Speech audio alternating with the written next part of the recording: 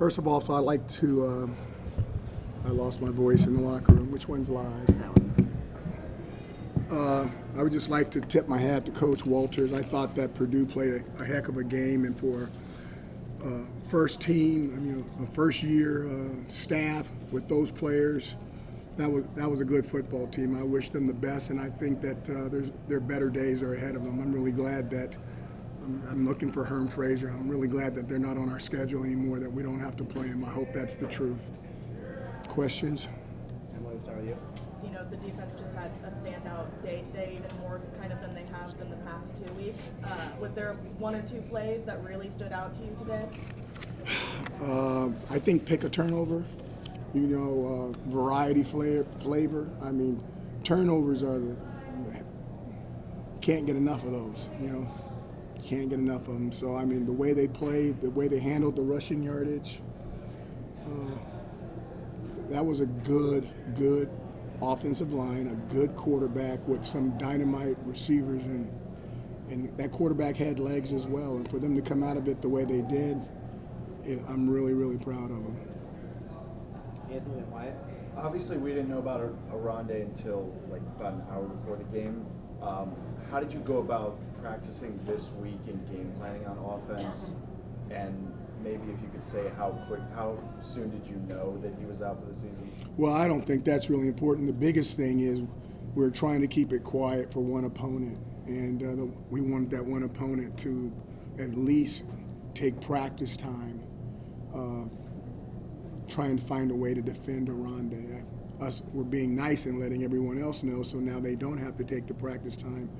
But, he was a team player, definitely went along with us to help us pull that off, and you could see how close the game was.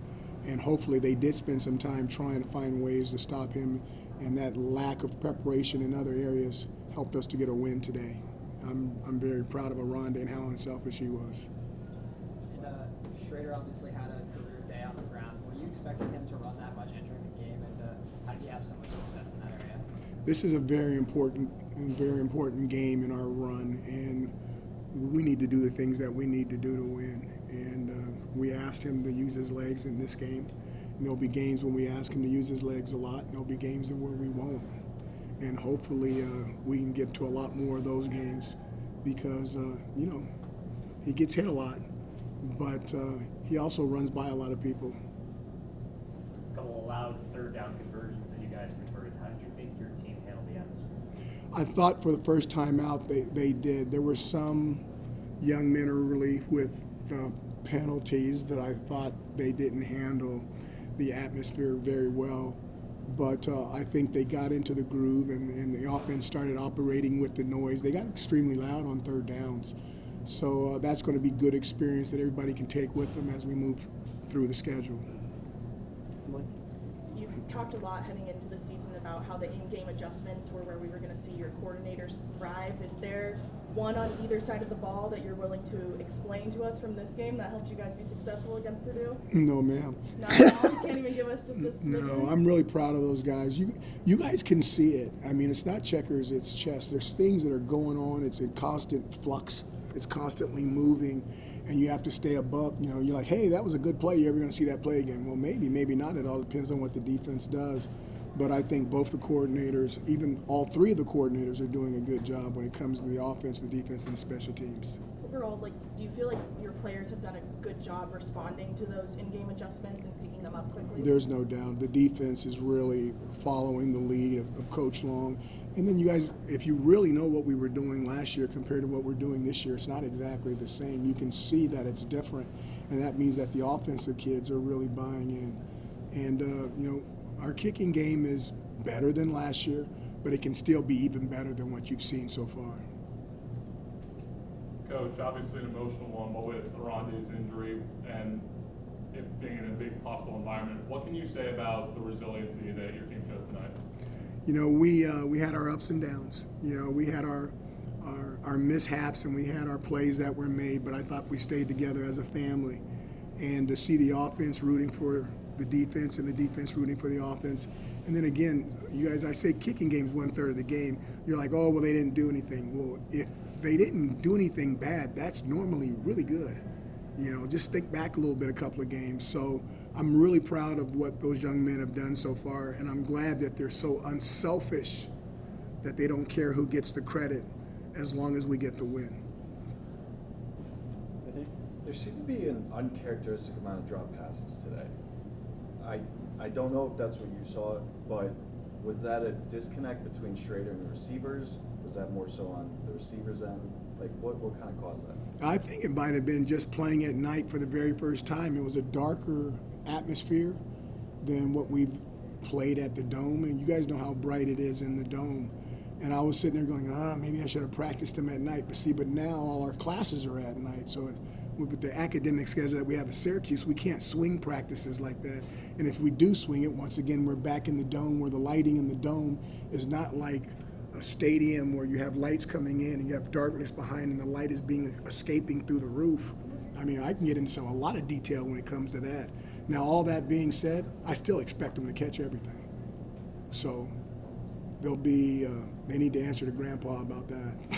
Do you practice outside at all, or is there any? We practice outside almost every day, and anytime we play a grass opponent, we're outside on the grass every day. I mean, outside at night, or is that all? Again, our classes, because we practice in the morning, our academic classes are at night, and our study tables are at night. So for us to practice at night, that means they have to miss class. Coach, it sounded a little hoarse with the voice. What was the locker room celebration like? We were talking about how we're not going to go back to Indiana anymore. We were singing that song. We're not going back to Indiana. We're not going back. Coach, we saw Garrett Schrader tuck it, with a tremendous fake, not once but twice. Was that something that you guys practiced specifically this week, or something that has been, working up for multiple weeks? We like to believe that we're the faking capital of the world. And those guys do that on the practice field all the time. And when they do it on the practice field, I have a punishment if I don't know who has the ball. And they've been doing that for years, and they're really, really good at it. And I want to share this with you because it's really, really, it's like a lost art. So many things are new that are not like what's old school football. But faking is big time. Faking takes two people working together like a marriage, and one person that you think he has the ball, he takes the ball. The other person you think has the ball, he's acting like he has the ball, and then one guy's acting like he doesn't have the ball, and then he comes out. Where am I going? Well, this is my point. For the defense, if this is the offense and this is the defense, it's extremely difficult. But the most difficult thing is if you have a coach right here behind the offense, and he doesn't know where the ball goes. So when we're in practice and these guys do these fakes, I go running back, I go tailback, I go running back, I go tailback. When I go wrong, I physically have a punishment that I have to do. And they absolutely love seeing me. I'm not going to tell you. Get that out of your eyes. No way. No way. Forget about it. But it's to think about that I'm sitting right back there behind them, and I can't tell.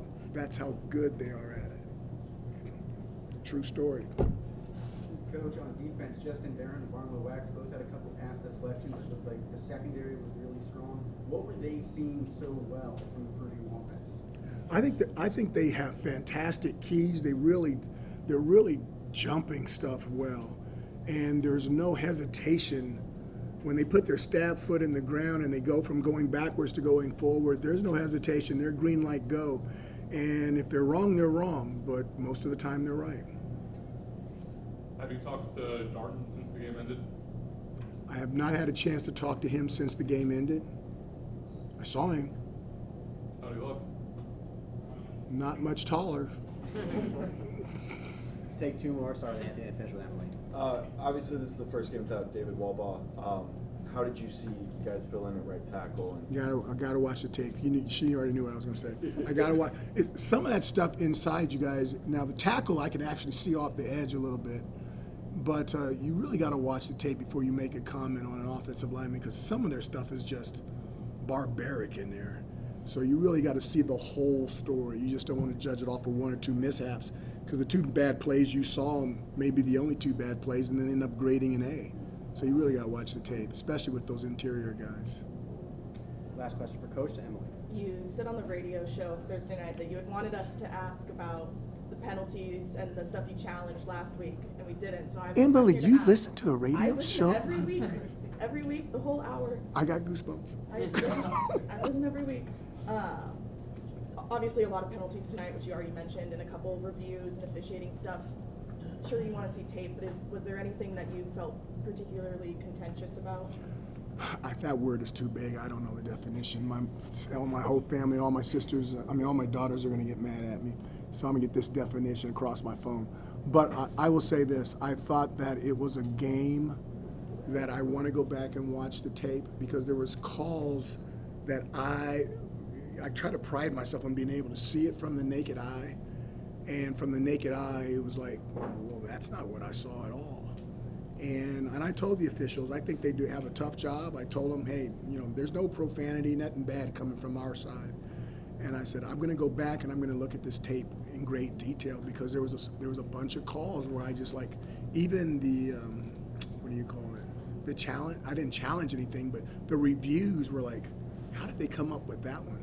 So, they can be right and I can be wrong, but I want to go back and look at the same tape that they looked at in great detail because I want to feel better that they were right on everything because right now I'm unsure.